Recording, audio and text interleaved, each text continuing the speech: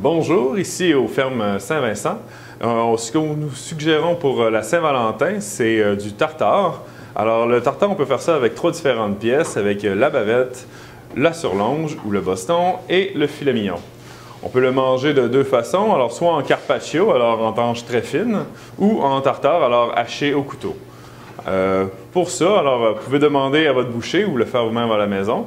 L'idéal, c'est de prendre une viande très fraîche et le faire durant la même journée. Alors ici, pour le tartare, ce qu'on suggère comme portion, c'est 150 grammes pour un repas ou 75 grammes pour une entrée. Alors, pour commencer, pour le hacher, soit vous pouvez le faire finement ou vous pouvez le faire en morceaux plus grossiers.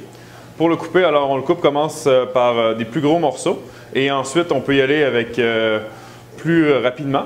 Toujours de faire bien attention quand même de bien dégraisser la pièce. Puis ensuite, vous y allez avec le hachage.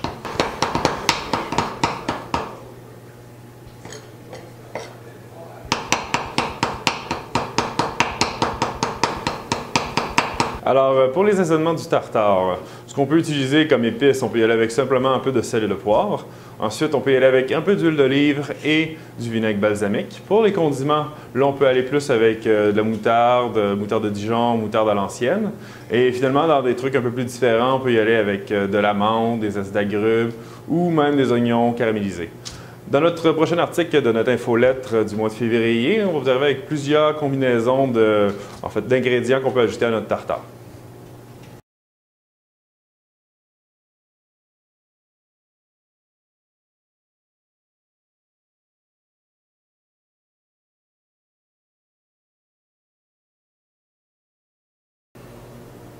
Alors, comme deuxième suggestion de repas pour la Saint-Valentin, on a le carré d'agneau.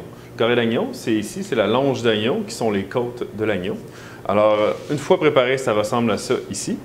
On recommande environ 2 à 3 côtes par personne. Vous pouvez l'avoir soit en côtelettes, on peut vous les séparer, ou vous pouvez le garder entier pour le faire cuire.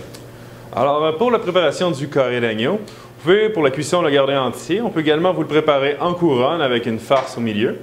Alors, l'agneau, on vous le considère aussi rosé. Alors, on suggère une cuisson de 20 à 25 minutes à 400 degrés Fahrenheit au four. Pour la cuisson, vous pouvez mettre un léger filet d'huile d'olive dans une panne pour le faire cuire. Pour l'assaisonner, vous pouvez le piquer un peu à l'ail et mettre du romarin également.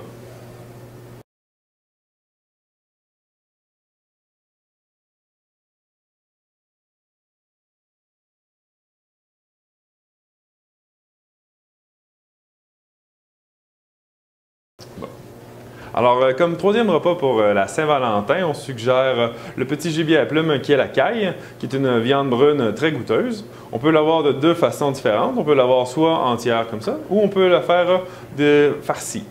Pour une personne, on dit une caille farcie, ou si vous ne la faites pas farcir, vous conseillerez 2 cailles. Alors, pour farcir la caille, on a plusieurs suggestions de farce qui est sur notre site Internet, que vous pouvez aller consulter. Les plus populaires sont celles faites avec des fruits, alors pommes ou celles au poire.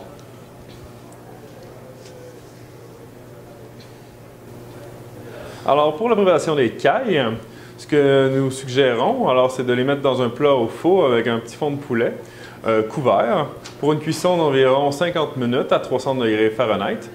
En fait, pour la fin de la cuisson, vous pouvez retirer le couvercle pour leur donner un petit côté rôti.